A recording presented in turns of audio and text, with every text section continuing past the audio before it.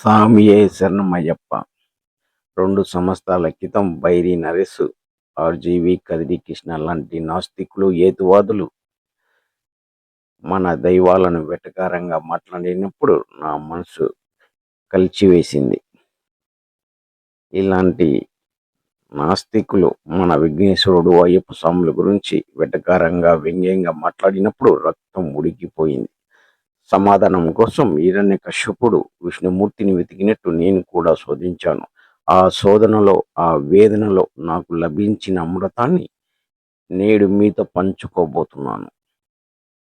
మన ఛానల్లో ఇప్పటికే విఘ్నేశ్వరుని గురించి మాట్లాడుకున్నాము. ఇప్పుడు అయ్యప్ప స్వామిని లోతుగా తెలుసుకుందాము.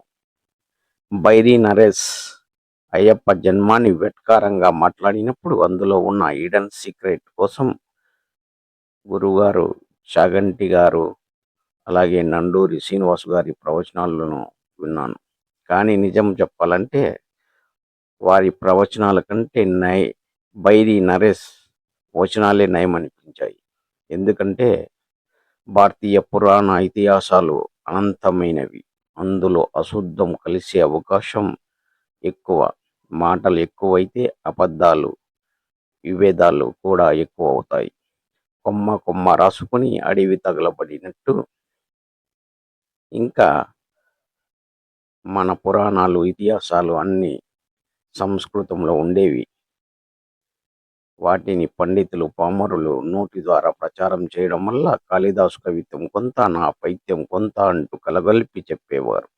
దాంతో కల్లోలం ఏర్పడింది. ఇప్పటికైనా దానిని సరిచేసుకోకుండా మన పెద్దలు అలాగే చెప్పుకుంటూ వస్తున్నారు. నండూరి శ్రీనివాస్ గారు 20 మంది అయ్యప్పలు ఉన్నారంటూ ఎన్నో రిఫరెన్సులు చెప్తారు, కానీ నాస్తికులకు సరైన సమాధానం మాత్రం ఇవ్వరు. దొంగ నోట్లు, మంచి నోట్లు కలిసిపోయినప్పుడు వాటిని రద్దు చేయాలి. లేకపోతే మంచి నోట్ల కంటే దొంగ నోట్లు చలామణి అవుతాయి. అలానే మన పురాణాల్లో కూడా అసలైనది ఏమిటో, కల్పితమైనది ఏమిటో మనమే సరి చేసుకోవాలి.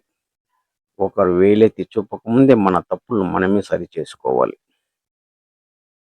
ఇప్పుడు కథలోకి వెళ్దాం.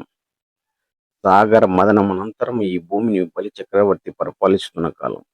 జగన్మాత మహిషాసురుని సంహరించగానే మహిషాసురుడి సోదరి మహిషి దేవతలపై కోపంతో మండిపోయింది.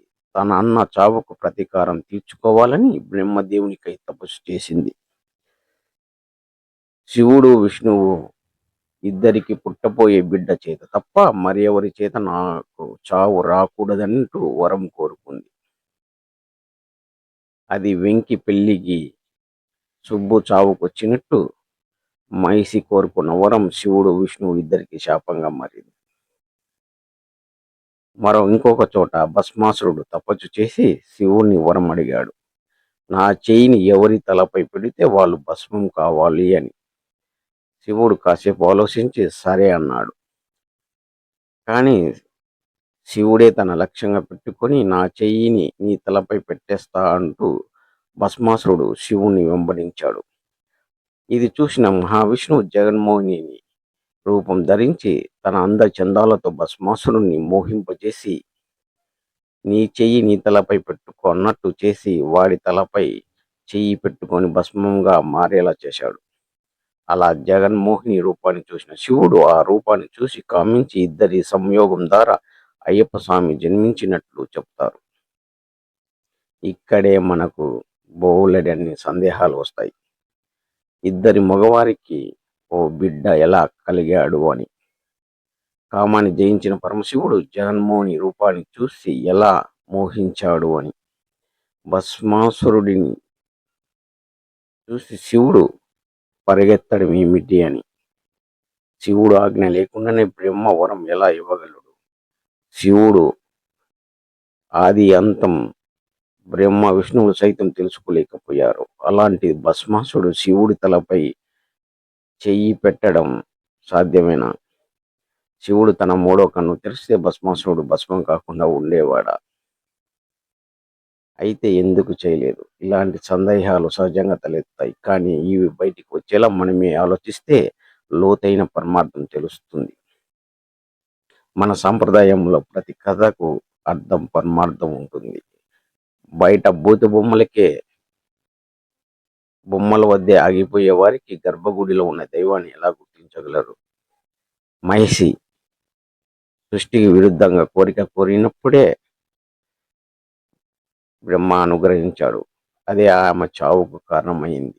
అయ్యప్ప జన్మకు మహిషి సంకల్పమే మూల కారణం. శివుడు పారిపోలేదు, వద్దురా అంటూ వారించబోయాడు. ఎందుకంటే జరగబోయే పరిణామాలు ఆయనకు ముందే తెలుసు కాబట్టి. కాసుకు రెండు ముఖాలు ఉన్నట్టు శివుడికి మరో ముఖం విష్ణువు.